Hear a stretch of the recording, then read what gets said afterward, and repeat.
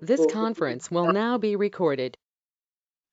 I apologize for the late start. There was some miscommunication about starting time. I'm Karina Kmirovic. I'm publisher for IET Journals. IET stands for Institutional Engineering and Technology. I have been with the IET for the past 8.5 years, and I will talk today about I'll give you a little bit of an introduction into the IET, into our activities, into our mission, and then I'll move on to how to get published, the main workshop, and then I'll conclude by talking about the IET journals and sort of explain and give a little bit of a background in terms of how you can publish and participate in our activities. But first of all, before I start, I would like to give my thanks to iGroup for organizing this workshop, and it is a great honor for me to represent the IET. So thank you. IET is a non-for-profit organization. We are a membership organization, and we have a long history. We were founded in 1871. We are also one of the largest engineering institutions. We have nearly 170,000 members in about 150 different countries. We have 6 offices around the world and about 4,000 volunteers who are giving the time and expertise to help further our activity around the globe. So we provide thought leadership. We provide advice to government and other agencies. We safeguard professional standards for engineers and engineering. You may be aware that we actually publish standards. This is one of our activities. We provide professional homes, and we are very proud of that, to be a professional home for engineers and technicians. And we deliver the first-class knowledge. So our mission statement, I'm just going to move here. Sorry. Okay, so I'll move back. So our mission statement is to inspire, inform, and influence the global engineering community, supporting technology innovation to meet the needs of society. And this is the entrance to our head office in London. Okay, so in terms of delivering first-class knowledge, we are a leading learning society, and we have several products, including IET Inspec, which is our research discovery database, which have 80 million abstract records. Inspec Analytics, this is a dynamic tool which was built on top of the IET's renowned Inspec database. We have a very active books program, so with about 550 ebooks available through our digital library, and also we add about 75 new books every year. Journals, so this is my domain. We have currently 45 journals. The program has grown from about 24 journals when I started 8 years ago now to 45 journals. Last year we got about nearly 25,000 submissions, published about 7,000 articles. So our aim is to deliver impact for authors, researchers, and research. So our focus is to publish high quality research and to help our authors achieve global reach, worldwide authorship and leadership, and to also we focus on quality, service, and impact as well. So our journals are indexed in sort of all the main databases, including obviously IET Inspec, IEEE Explore, Citation Index, Google Scholar, Scopus, and EA Compendex. I would like to tell you a little bit more about our journals archive. So we have actually content which goes back to 1872, and there is a part of archive which sort of spans over 140 years from 1872 to 2012. So this is the content that you can basically subscribe on our digital library. but also we currently offer free trials, free access, and you can talk to my colleagues in sales to be able to help you with that. But this is basically a wealth of basically knowledge that we as a kind of as a society, publishing society, and as an institution that we are sort of proud to have in our database.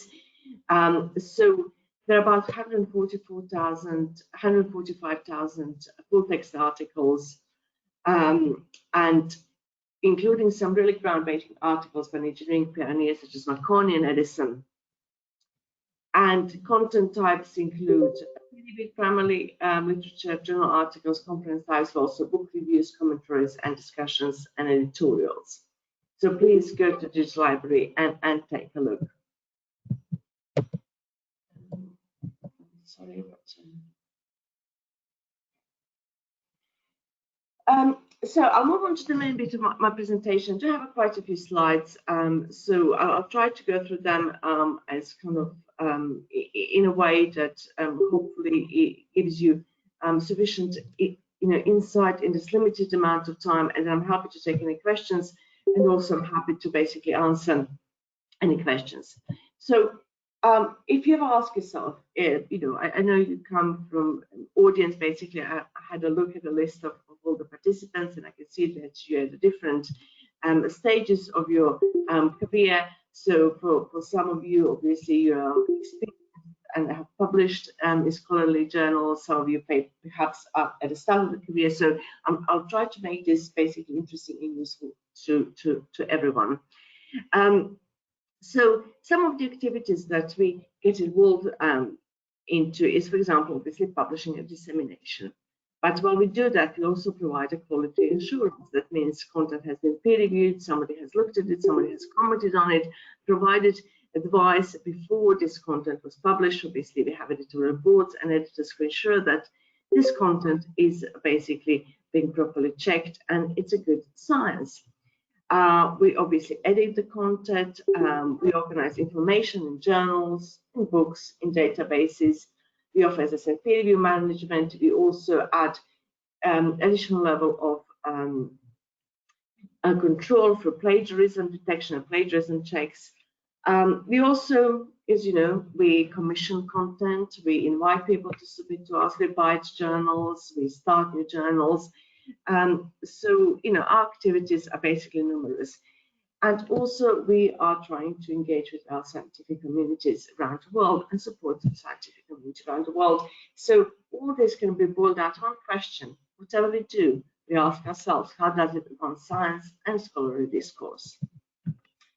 So some of the activities can be basically separated into 4 distinct activities levels. So academic publisher is a facilitator of innovation. I kind of found that somewhere when I was researching specifically for this workshop, and I thought this is true. And as part of that facilitation, we support funding. So publishing helps funders assess quality of research and also identify some emerging research area. Publishers support and improve research activity through peer review and other contribution. We make research accessible, searchable, discoverable. As you know, when we publish online, we basically organize this information, but we also, use tagging and use technology to make basically research discoverable. And we develop platforms, tools, collaboration management. So you're probably all aware about some of the publisher-led initiatives like Crosscheck, Crossref, Crossmark, ORCID, and FundRef. We also provide research and discovery and semantic enrichment. For example, a good example for that is our Inspec Analytics database. We preserve content through archiving, so there is a dark archive for clocks. There are other dark archives, but one of the most used ones. So also what's really important for the authors and for researchers, when you publish in our journals, we help you establish research primacy. But stamping the precedence, ownership of your idea, of your approach, of your finding. So, for example, your research has been published on this date, and then anybody else who follows after you has to basically cite this research. And as researchers, publishing is crucial for career progression, reputation building, and future funding. So, how to get published? Why publish? That's kind of an important question. Then where would you publish, and how, and then what do you need to publish? So, as I just said, researchers need to prove their work and the value to wider scientific discourse. The core kind of publishing process in academic journals, subject to your work and your results to peer review process, which then basically this publication helps you advance your career.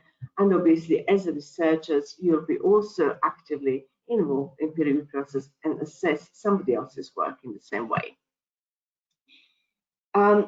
You can decide to publish in journals or conference proceedings, but also now in repositories, for example, like archive. There are advantages and disadvantages of publishing in either. Excuse me. Journal publication has a higher reputation and are more likely to be highly cited. Conferences are more immediate, offering an opportunity to have real-time discussions with international research community, with industry. Journals, obviously, if you submit to a journal, highly reputable journals will reject a high number of research that gets submitted to them. But conferences will provide, and for conference, obviously, in pre-COVID times, there is obviously travel and sustenance and other costs that you have to cover. So it is really important that as a researcher, you're very confident about your chosen journal, and that journal have a suitable profile among your peers and enhance your reputation. That will also raise your professional profile, that will help you progress your career. Also, journals, when you look at the journal, you probably want to know where the journal's been indexed.